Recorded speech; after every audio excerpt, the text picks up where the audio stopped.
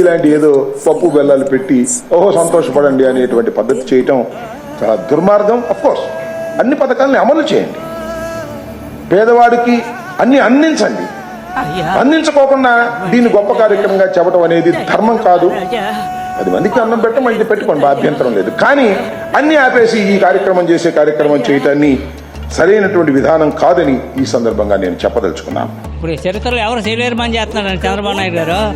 మాలాంటి పేదలు బాగుంటుందండి, 5 రూపాయలు కట్టింది. ముసలాళ్ళకి వాళ్ళకి తిండి పెడుతున్నారు దేవుడు. ఎవరు పెడుతున్నారు? మహానుభావు చంద్రం కాబోలు. 100% ఉందయ్యే సంతోషం. ఎందుకుంటుందో నాన్న నేనా చేసుకోలేను. వెళ్తున్నా కొడుకులకి అంటున్నా 10 రూపాయలు పెట్టి కడుపు నిండిపోతుంది. మీరు ఎందుకయ్యా రాజకీయము? తినడానికి మీరు ఉండటానికి నీ పిల్లం నీ పిల్లలు బతకండి, ఏసీలో తిరగండి, ఏసీ కార్లో తిరగండి, అంతా మీరు బ్రహ్మాండంగానండి మీరు మీ బతుకులు.